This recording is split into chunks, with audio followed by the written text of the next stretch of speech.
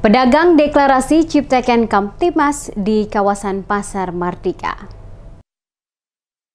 Menciptakan kondisi yang aman dan nyaman di kawasan Pasar Mardika, para tokoh organisasi pengusaha dan pedagang deklarasi dukung kepada pemerintah dalam menjaga serta memelihara situasi Kamtibmas tetap kondusif pada Jumat 8 Maret 2024. Difasilitasi oleh Polsek Sirimau, silaturahmi para tokoh organisasi dan pedagang yang berkolaborasi bersama pemerintah dan aparat keamanan guna memperkuat dan menjaga kawasan Pasar Mardika agar tetap aman dan nyaman. Hadir dalam pertemuan tersebut, Wakapolsek Sirimau Edi Risakota, Lurah Rijali Marlina Haupea, Babinsa, Babin Kamtibmas, perwakilan APMA, perwakilan IPPMA, perwakilan IKAPI, dan ikut hadir pula sejumlah pedagang. Beberapa perwakilan pedagang menyampaikan sejumlah keluhan pedagang.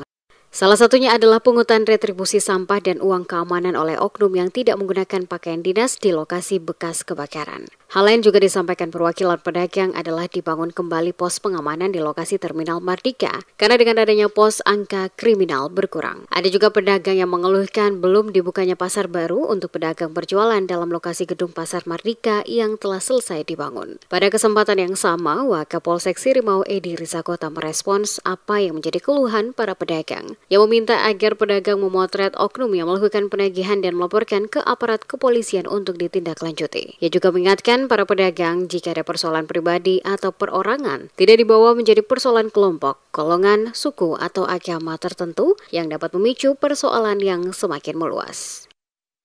Persoalan antara orang per orang, marilah kita selesaikan secara orang per orang. Jangan tidak membawa ke ranah kelompok, kampung, atau sara atau agama. Marilah kita sama-sama menyelesaikan masalah itu dengan hati yang dingin. Kalau hati dingin, kepala dingin, berarti pertengahan itu dapat kita selesaikan.